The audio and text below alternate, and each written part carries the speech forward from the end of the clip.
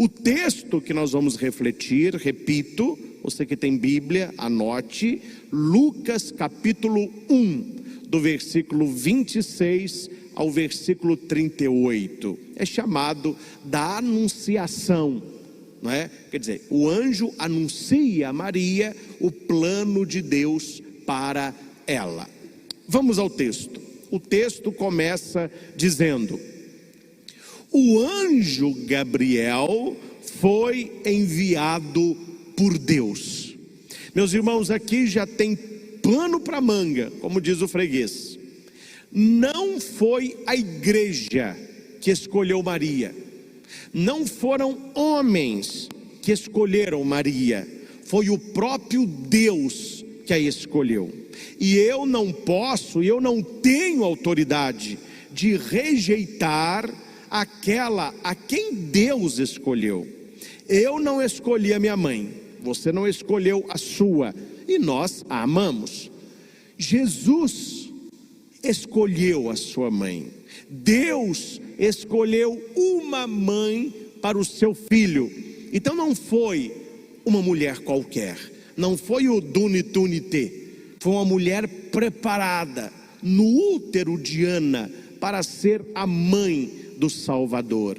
E quem a visita é um anjo, um arcanjo, com o nome de Gabriel. Na verdade, os anjos, na angelologia cristã, eles não têm nome. O nome do anjo é a sua missão enquanto enviado de Deus. O que é anjo? Angel, é um mensageiro.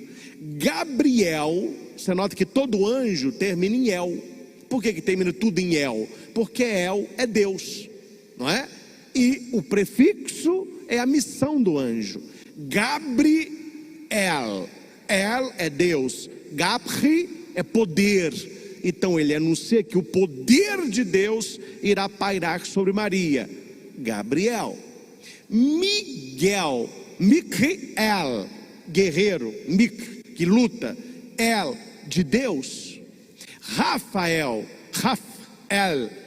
o que cura, em nome de Deus, Deus cura, né? Que ele vai acompanhar Tobias. Então você nota que cada anjo traz consigo uma missão. E a missão de Gabriel é ser embaixador de Deus para aquela que foi escolhida. E Lucas, ele é perspicaz na leitura, ele vai dizer que Deus envia um anjo, e antes de dizer para quem, ele vai dizer aonde, porque isso é interessante. Há uma cidade da Galileia chamada Nazaré. Hoje é muito bonito ouvir Maria de Nazaré. As pessoas vão à Terra Santa, elas querem conhecer Nazaré, uma cidade que tem toda uma espiritualidade do próprio anúncio. Mas no contexto bíblico, Nazaré é uma cidade periférica, é uma cidade de pessoas pobres, é uma cidade que não é bem vista pelo império da época, é como se fosse uma periferia.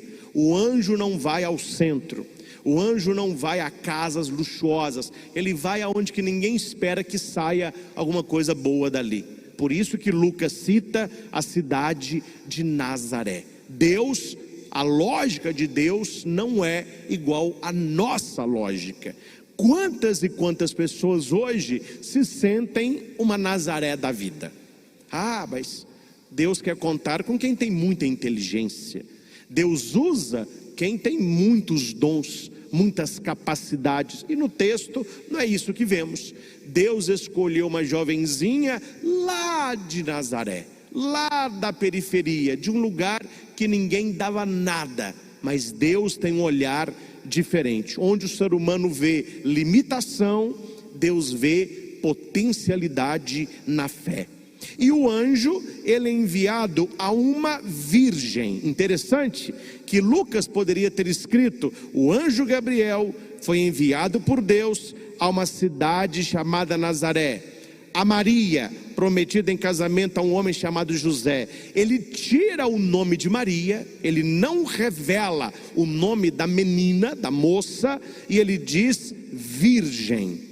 O texto original está escrito partenos, que significa virgem biologicamente. Então o anjo, ele vai a uma menina, a uma moça que era virgem no corpo.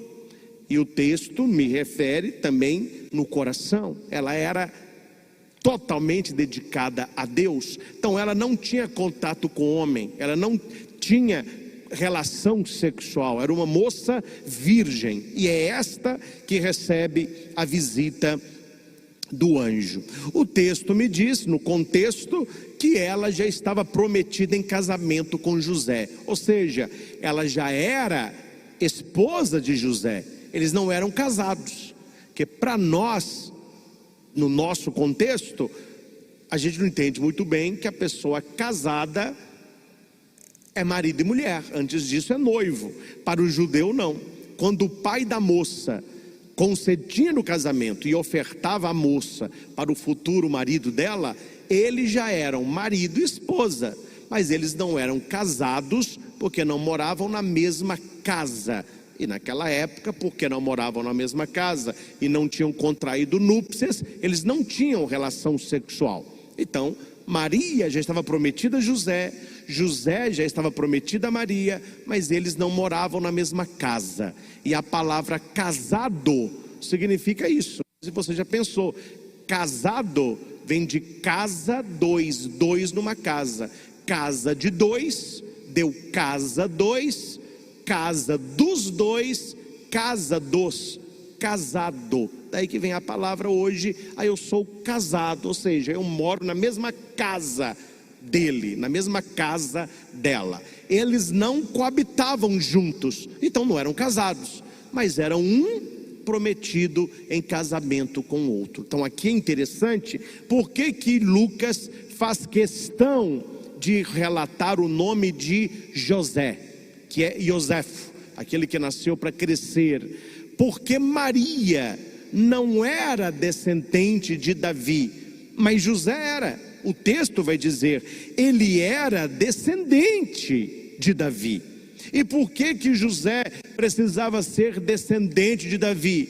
Porque a profecia do Antigo Testamento vai dizer que o Filho de Deus, que o Emanuel, ele seria da dinastia de Davi, da filiação de Davi, ele seria descendente de Davi. Eu vou falar sobre isso quando o anjo se referir a isso, a Nossa Senhora.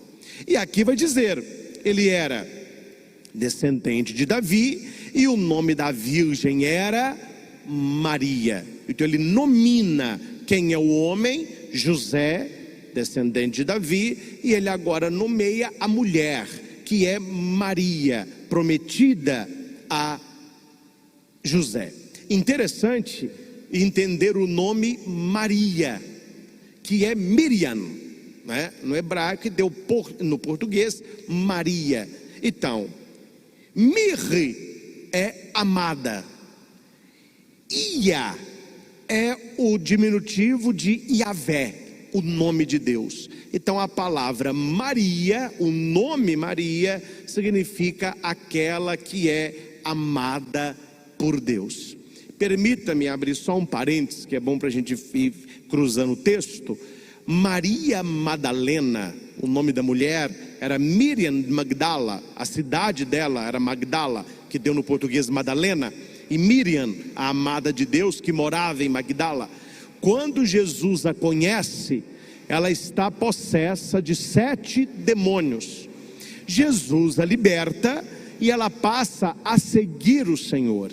O passado de Maria Madalena é naquele momento desfeito, e ela começa uma vida nova.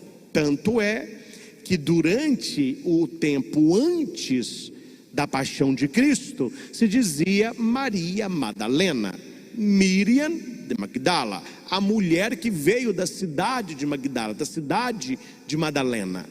Mas depois da ressurreição de Cristo, quando Maria vai ao túmulo e não encontra o Senhor, ela fica ali chorando, Jesus aparece de pé atrás dela. Ela olha e acha que é o jardineiro. E ela pergunta, olha, se foste tu que o tiraste, diga-me onde ele está que eu vou buscar. Aí Jesus diz para ela, Miriam. Aí na Bíblia dá Maria. Aí a Bíblia diz que ela se volta para ele e diz Rabone, ou seja, meu Senhor, né? Por que Jesus diz Maria? E ele não diz Maria Madalena, Miriam de Magdala, porque ali era uma nova mulher. Ela deixou o seu passado Madalena e se tornou verdadeiramente amada de Deus. Jesus nunca tocou em Madalena, mas ela nunca se sentiu amada por um homem como se sentiu pelo Senhor. Tanto que ela o acompanhou durante a vida e não conseguia ficar longe dele depois da morte. Então a palavra bíblica Maria traz este significado forte, uma mulher que é amada por Deus. E isso, graças ao bom Deus, né, entrou na nossa cultura, nós que herdamos a cultura dos colonizadores portugueses. Muitas mulheres, não são poucas, muitas mulheres trazem o nome Maria, Mariana, não é? Maria de Fátima, Maria das Graças, Maria da Penha. Quer dizer, é um nome forte, é alguém que precisa se sentir verdadeiramente amada por Deus. E o nome da virgem era Maria. Então, quer dizer, não foi uma mulher qualquer. Não, escolhe uma virgem. Não, Lucas vai dizer, tem nome, não é uma qualquer. Há pessoas que dizem, porque para ser mãe de Jesus podia ser qualquer. Não, qualquer é a sua mãe, não é? Para ser a sua mãe podia ser qualquer. A mãe de Jesus não. Uai, padre, que é isso? Minha mãe podia ser qualquer? Meu filho, se a sua mãe não podia ser uma qualquer, imagina a mãe de Jesus. Porque há pessoas que dizem isso. Não, a mãe de Jesus precisa ser qualquer uma. Deus escolheu lá no dedo. Não é assim que funciona. Se a sua mãe que você não escolheu, você não gosta de ouvir que podia ser qualquer uma, imagina a mãe que Deus escolheu. Aí que não podia ser qualquer uma mesmo. Então Maria foi escolhida. E porque ela foi escolhida por Deus, ela é amada por nós. E aqui começa então o relato. Esse pedacinho é uma introdução. Lucas está nos mostrando quem é quem, aonde quem está e o que vai acontecer ali. O texto continua. O anjo entrou onde ela estava e disse, bonito isso aqui, Kaire, que caritomene, que significa, Kaire é alegra-te, que caritomene significa cheia de graça, ou agraciada. Se você não vai guardar essa palavra, na primeira vez não é fácil, mas aprenda uma coisa, você pode ler a Bíblia de Gênesis a Apocalipse, do primeiro versículo de Gênesis ao último versículo de Apocalipse. Não existe na Bíblia, em lugar algum, a expressão que caritomene em outro texto bíblico. É uma palavra, para você entender, como se fosse inventada pelo anjo. É uma palavra inexistente em toda a Escritura, porque ela personaliza aquilo que é imaterial. Porque não se diz Maria, como nós rezamos, Ave Maria. O anjo substitui o nome Maria por cheia de graça, ou agraciada, que caritomene, caire que caritomene. O Senhor está contigo. Quer dizer, Deus é com você. É por isso que você vai entender agora. Maria ficou perturbada com essas palavras e começou a pensar qual seria o significado da saudação. Por quê? Porque era uma palavra desconhecida. Não era uma palavra que as pessoas diziam. Então ela falou, mas o que é que o anjo está me dizendo? O que significa esse que caritomene, essa agraciada, que eu nunca ouvi essa palavra? O anjo vai explicar para ela o que significa ser agraciada. Qual é o motivo da alegria de Maria? Não tenhas medo, Maria. Não tenha medo. Você encontrou graça diante de Deus. Você é agraciada. Não se usa essa expressão para ninguém mais na Escritura. Nem para Jesus, nem para profeta, nem para discípulo. Só existe na Bíblia a expressão kekaritomene, agraciada para Maria. Por quê?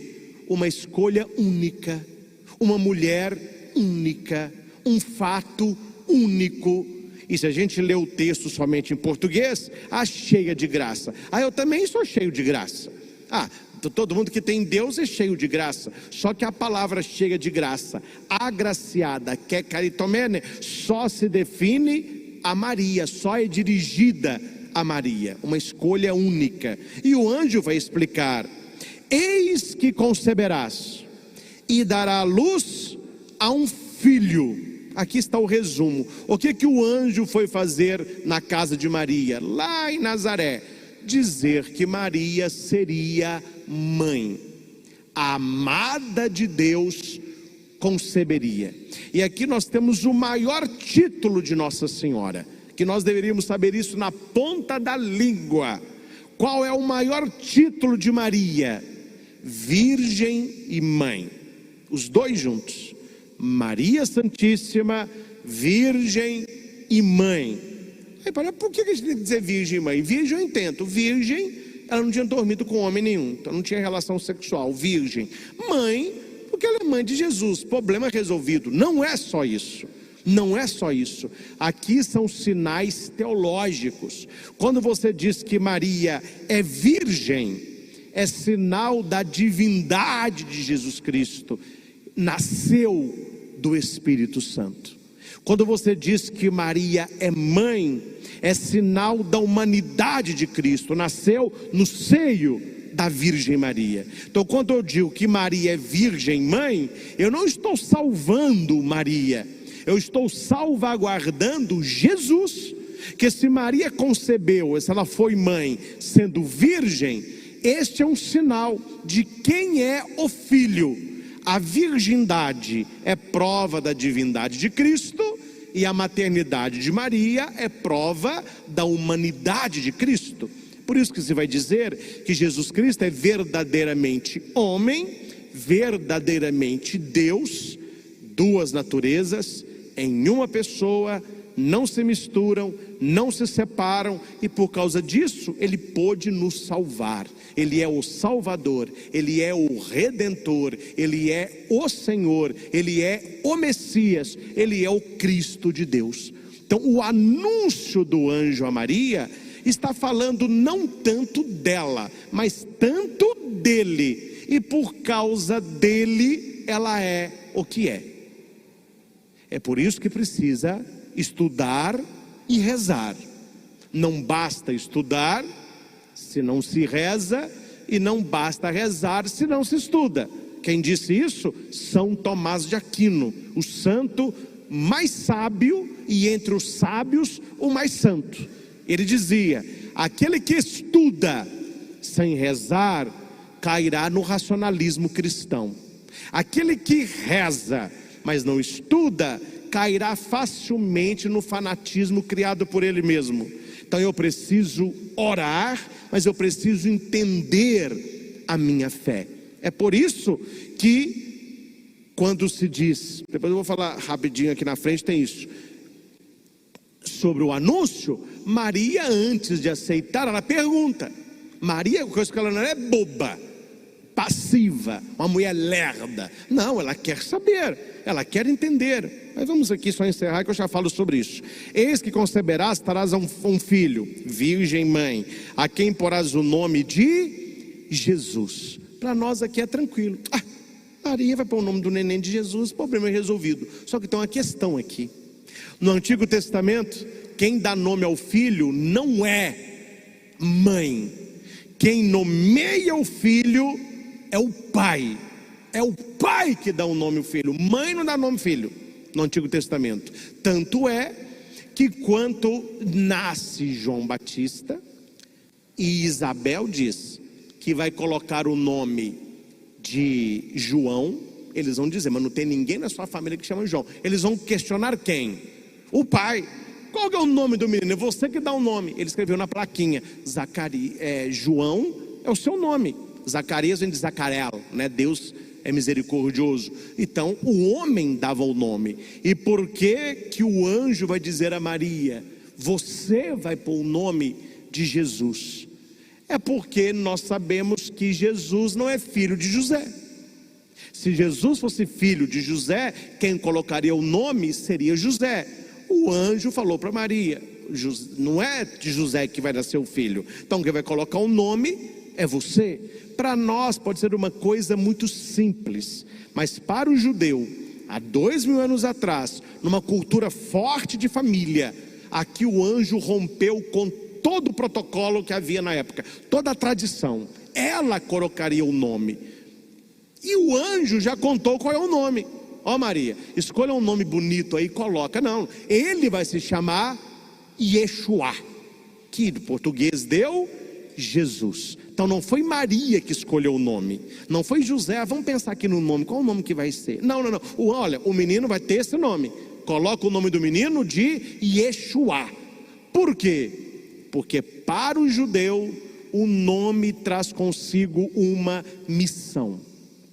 O meu sonho, pelo menos eu tento fazer a minha parte, é alertar aos pais para quando forem colocar o nome do filho, pesquisar a origem do nome e o que você quer para aquela criança com o nome que você está dando, porque o nome traz consigo um peso.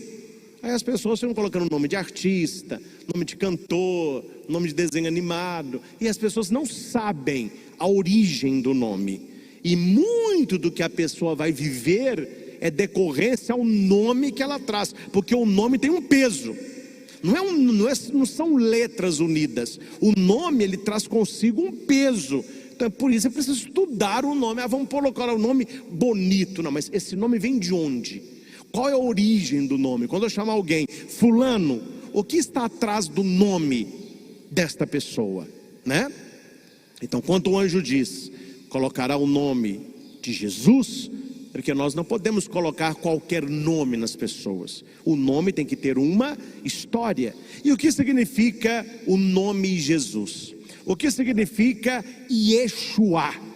Significa Deus é poderoso para nos salvar. Isso que significa o nome de Jesus. Deus é poderoso para nos salvar. No nosso português, Deus salva. Então, Yeshua significa Deus salva. O nome de Jesus nunca foi Jesus Cristo. Cristo não é nome. Cristo é a missão enquanto Filho de Deus. Cristo é Christos, é ungido, Messias. Então Jesus, ele é o Cristo, o Filho de Deus. Por isso que nós falamos Jesus Cristo. Cristo não é nome, Cristo é Messias, o Filho de Deus. O nome é Yeshua. O Evangelho continua dizendo quem será este Jesus. Ele será grande, será chamado Filho do Altíssimo, e o Senhor lhe dará o trono do seu pai Davi. Agora sim, resumidamente, eu vou à primeira leitura, que é de Samuel no capítulo 7, onde o rei Davi está instalado na sua casa, no seu palácio, e ele vê que a arca de Deus está numa tenda, e ele vai dizer assim: como que eu, um ser humano, moro numa casa tão luxuosa e a arca da aliança está numa tenda? Eu vou construir uma casa para Deus. Natã, que era o profeta da época, fica todo feliz. Oh Davi, isso mesmo, que Deus te abençoe e que você faça uma casa muito bonita para o Senhor. Só que quando Natã vai dormir, Deus diz a Natã: não é Davi que fará uma casa para mim, sou eu que edificarei esta casa. Diga para Davi que o Senhor anuncia a ele que ele fará uma casa. Eu serei para quem estiver nessa casa um pai, e ele será para mim um filho. Tua casa e teu reino serão estáveis para sempre. Davi, na verdade, quem fez o templo para Deus não foi Davi, foi o seu filho Salomão, né? O templo de Salomão, não de São Paulo, verdadeiro em Jerusalém. E Salomão levantou o templo para Deus. Só que Davi tinha a ideia de levantar este templo. E Deus disse: não é você que vai levantar templo, sou eu que vou edificar a minha casa. Presta atenção.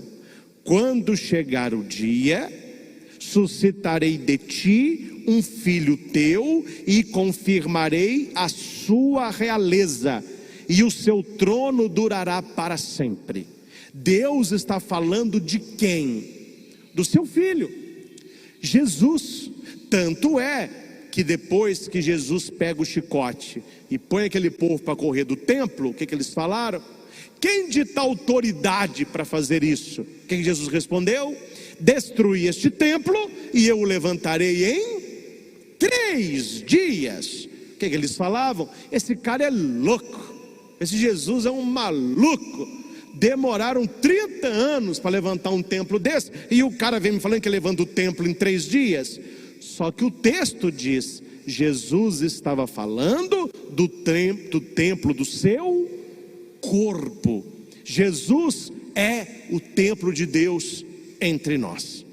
Por isso que nós falamos que Jesus é filho de Davi, porque quando Davi quis levantar um templo, pela boca do profeta Natã, Deus disse que não seria Davi quem levantaria o templo, mas que Deus levantaria o templo e que confirmaria a realeza de Davi num descendente dele, e o seu reino não teria fim. Agora você sabe responder. Quando as pessoas te perguntarem o que Jesus é filho de Davi, você cita Samuel capítulo 2 e fala o que você aprendeu. Nós precisamos entender essas coisas, gente, é da nossa fé.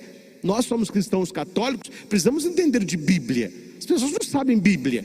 Fala Jesus, filho de Davi, balança ramo, e tá pirueta, e chora. Aí você pergunta, por quê? Isso eu não sei isso aí. É por isso que tanta gente troca de igreja. Tanta gente fica pulando igual macaco de galho em galho. Hoje é católico, amanhã já é uma, amanhã é pai outra. Acaba que está em tudo e não está em nada, porque não tem firmeza. Não conhece a doutrina. Não conhece a doutrina. Veja aí hoje tantos ex-católicos que hoje ficam, né? Porque hoje eu sou evangélica, hoje eu sou isso, hoje eu sou aquilo. Olha a vida deles no tempo de católicos, se eram católicos de verdade. Eram católicos nada, eram grandes sem vergonhas. Não iam à igreja, não liam Bíblia, não rezavam, não frequentavam uma adoração ao Santíssimo, não conhecia a doutrina de igreja, sabia de nada. Agora virou alguma coisa e dizem: eu era católico. Não, você tinha que falar: eu não era nada, agora eu virei alguma coisa, porque eu nunca fui católico de verdade, não conhecia a doutrina, não sabia de nada. E pessoas que não sabem tudo isso que eu estou dizendo para você, e que um dia se autodenominaram católicos, hoje são os que mais denigrem Nossa Senhora, querendo quebrar a imagem, falam mal, etc. Quer dizer, nunca foram católicos de verdade, não conhecem Bíblia, não conhecem o texto bíblico, nunca ouviram uma explicação profunda para entender o que estava acontecendo em Maria. Aí, como não entenderam no início, receberam qualquer coisa no final. Então nós precisamos ter esta atenção e este cuidado com a Sagrada Escritura, entender a nossa fé. É por isso, por tudo isso que eu disse, que Jesus é chamado filho de Davi. No versículo 34, podia terminar aí o texto, né? Maria não. Maria não é boba. Maria não é inocente. Maria não é uma coitadinha. Maria tem uma coisa que muita gente hoje infelizmente não tem, né? Tem, mas não usa: cérebro. Maria tinha mente, Maria tinha raciocínio, ela pensava. Então quando ela ouviu tudo isso do anjo, ela questiona: como acontecerá isso, se eu não conheço homem algum? É uma personalidade interrogativa. Ela está procurando entender a fé. compreender o que está acontecendo ali, não é? Aqui, quando ela começa a pensar qual seria o significado da saudação, é que a igreja chama de intellectus fidei, a inteligência da fé. Porque para nós hoje, 2000 anos depois, é tranquilo isso, graças a Deus, né? Maria concebeu do Espírito Santo, amém. Ai, que lindo, que lindo. Maria recebeu a visita do anjo, que lindo, maravilhoso. E ela falou assim: nossa senhora, me traz um copo de água com açúcar, é demais para mim. Há 2000 anos depois é fácil, fácil.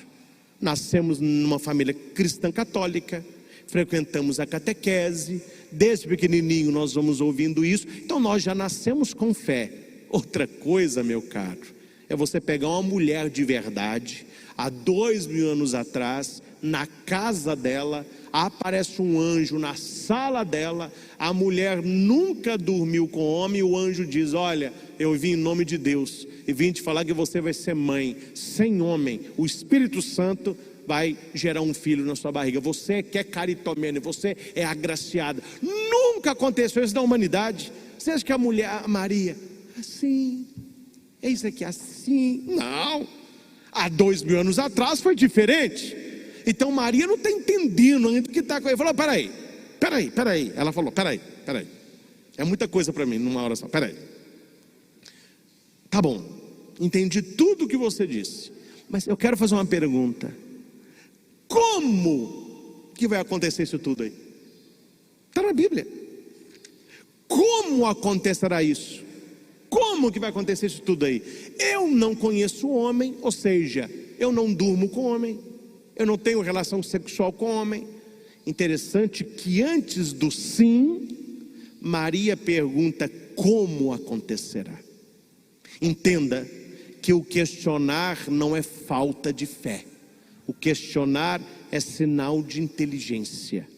Tanto é que a nossa formação, a formação clerical, a formação de seminário, por que quando um jovem quer ser padre, ele não estuda em casa, ele não mora com a família, ele não faz curso online? A igreja pega este jovem e o tira da família, e o tira da sociedade, o leva para um seminário, porque ali ele vai questionar a fé, porque uma fé adulta só vem de um questionamento sério da própria fé. Uma fé que não é questionada é uma fé infantil. Uma fé que vive sendo questionada é uma fé adolescente, mas uma fé que supera o questionamento é uma fé adulta. Então o questionamento faz parte da sistematização teológica da fé da igreja. Eu preciso questionar, eu quero pensar na saudação do anjo. Maria pôs-se a pensar no que o anjo disse. Como acontecerá isso? É uma mulher que questiona, uma mulher que quer saber. E se não pudesse questionar, o que o anjo tinha falado? Isso não é com você. Não questione, aceite na fé. Não, o anjo explica docilmente, porque ela tinha razão de questionar. E o anjo vai dizer: o Espírito virá sobre ti, o poder do Altíssimo te cobrirá com a sua sombra. Aqui, meus irmãos, mais um link apenas. Quando o Espírito vai cobrir Maria com a sua sombra, Lucas faz uma alusão clara à tenda da reunião no Antigo Testamento. Quando aquela nuvem misteriosa do Êxodo parava sobre a tenda da reunião, as pessoas diziam: Deus está ali. Maria é a nova morada de Deus, que significa Shekinah. É aquela palavra, quando eu era padre lá na Nossa Senhora Aparecida, eu pus na porta do santuário Nossa Senhora Aparecida, Shekinah. O pessoal nem isso entende, né? Não, eu não ia falar, mas eu vou falar. Na época, mas é muita falta de cultura. É muita gente com tempo sobrando, frequentando a igreja e não sabe nada. Na época que eu puxei Shekinah, só não saiu no jornal porque alguém falou primeiro. o pessoal me marretou na época, falando que eu coloquei o meu nome na porta da igreja. Primeiro que não era Shankar, né? Era Shekinah. E as pessoas não sabiam o que era. Eu expliquei, mas tem gente que não sabe e não quer saber. O que significa Shekinah? Casa de Deus. No Antigo Testamento, a Shekinah era a tenda da reunião, onde estava a Arca da Aliança. Quando o anjo diz que a sombra vai pairar sobre Maria, o que ele está dizendo? A Shekinah é você agora. Você é Shekinah. Por isso que em todo santuário mariano fica bom colocar Shekinah, casa de Deus, que é Maria. Maria é a nova arca da aliança. Maria é a nova tenda da reunião. Maria agora é o tabernáculo do encontro. Você quer encontrar Jesus? Encontre com a Shekinah, encontre com Maria. Tanto é que quando Maria vai na casa de Isabel, o que Isabel vai dizer? De onde me vem a graça que a mãe do meu Senhor me venha visitar? Por quê? Porque Davi cantou a mesma coisa quando recebeu a arca da aliança. De onde me vem a graça que a arca de Deus fique na minha casa? O texto é semelhante, não é? A criança pulou de alegria. Por quê? Porque Maria trazia o Senhor. Ela é a nova Shekinah. Por isso que vai dizer que o Espírito cobrirá Maria com a sua sombra. Assim como cobriu a tenda da reunião no Antigo Testamento, Deus está cobrindo agora Maria. Por isso o menino que vai nascer será chamado Santo, Filho de Deus. Ô gente, pelo amor de Deus, deve ser que a pessoa lê um texto desse e não entende Bíblia. Aí é demais, né? O texto é claro. Maria, o menino que vai nascer de ti, ele não será adotado como filho de Deus. Deus não tratará como filho de Deus. Ele vai ser filho mesmo, Emanuel. Se Maria está gerando no útero dela o Filho de Deus, quem é a mãe do Filho de Deus? É Maria. Se Jesus é verdadeiramente homem e verdadeiramente Deus, Maria é mãe das duas naturezas.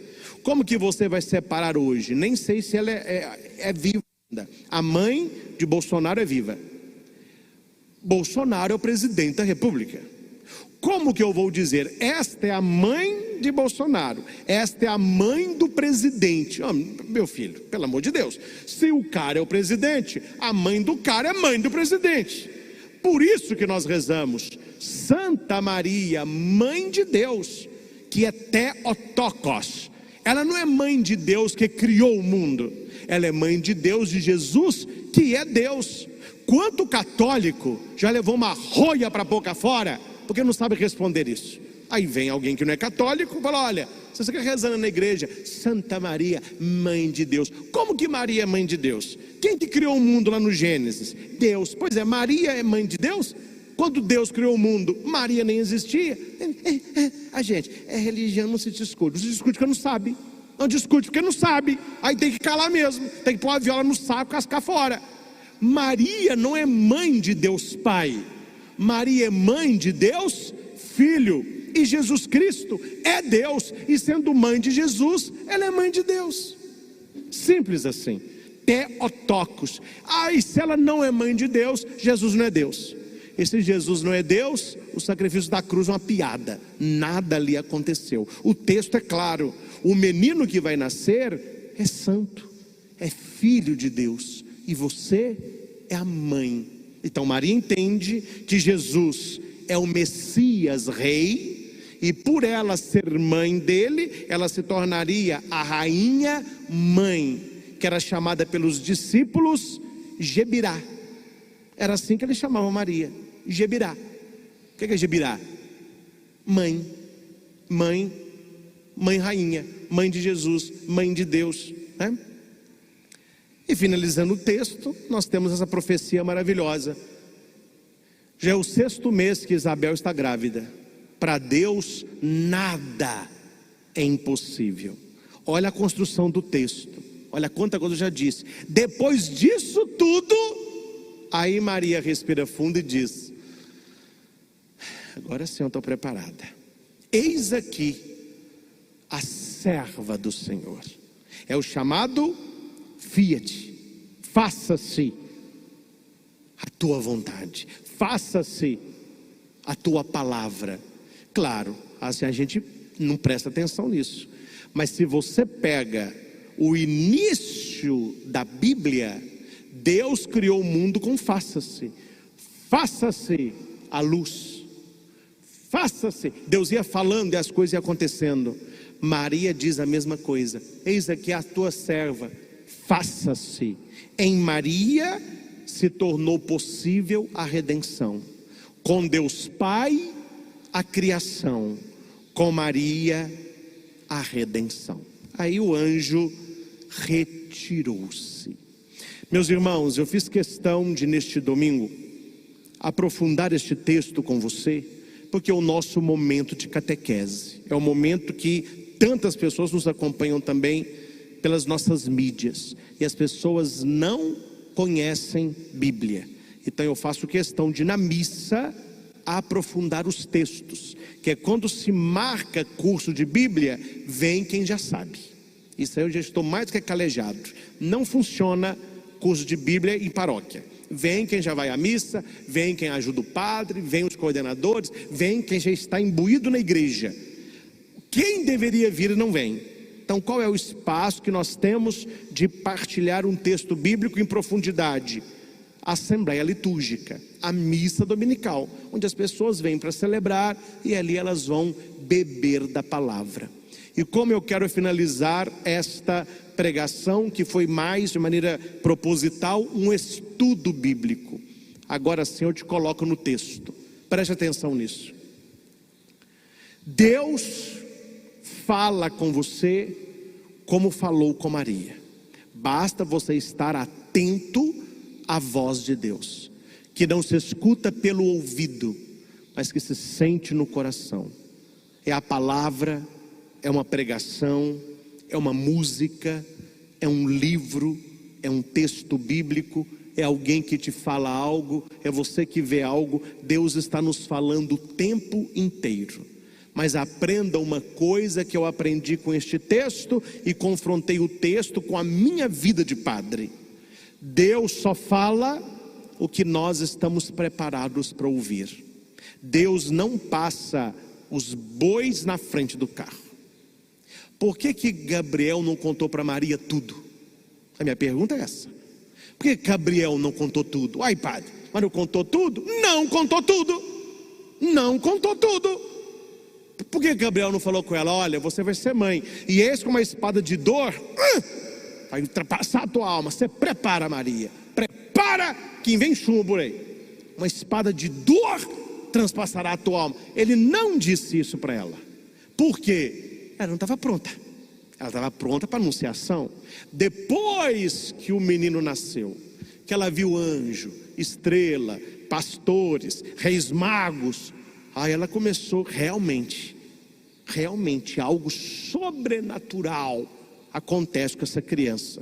Aí depois que Maria já tem mais maturidade, ela pega o neném e leva no templo. Aí Maria está pronta. Aí Simeão vai dizer: agora eu posso morrer em paz, porque os meus olhos viram a tua salvação. E você, mãe, prepara, uma espada de dor transpassará a tua alma. O anjo sabia disso. Por que o anjo não diz na anunciação? Porque ela não estava preparada. Cada um tem a sua hora para ouvir o que Deus tem para te dizer. E ainda bem que nem eu e nem você sabe durante a nossa vida as espadas de dor que nós vamos enfrentar. Deus vai guardando isso para o momento certo. No momento certo a espada aparecerá, mas aparecerá também a sua graça, aparecerá também a sua bênção. Quando nasce o neném, quando os pais contemplam o neném, ali só pensa coisa boa. E graças a Deus, ali tem uma história começando. Mas na vida nossa e do bebê, haverão momentos de espadas de dor. Mas não é dito, porque não se é sabido. Deus não diz o que nós não estamos preparados para ouvir. Assim como Ele revelou o mistério a Maria, Ele revela a cada um de nós. E a espada está guardada para o momento certo. Padre, qual o momento certo? Quando nós estivermos maduros aos olhos de Deus. Deus, Ele vai revelando o seu mistério à medida que nós vamos caminhando na fé.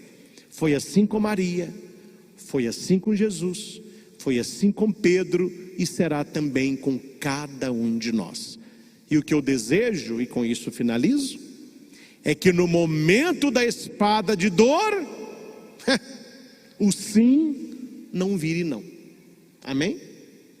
Porque Maria não disse não quando Simeão diz, não, então eu não quero mais, então eu não quero, cuide você. O anjo me falou só coisa boa, agora você vem com essa espada de dor aí. Não, Maria continuou a dizer, eis aqui a serva do Senhor, faça a tua vontade.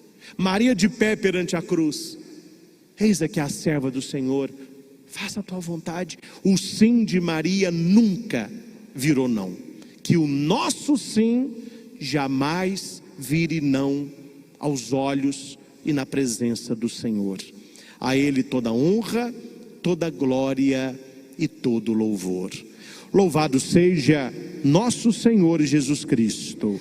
Para sempre seja louvado. Que a vela branca, a vela da paz, a vela que simboliza Maria Santíssima, nos ensine e nos conclame a este amor à nossa mãe, a mãe de toda a nossa igreja, e que todos os dias nós repitamos como ela: eis aqui o servo do Senhor, eis aqui a serva do Senhor, faça-se na minha vida de acordo com a tua palavra.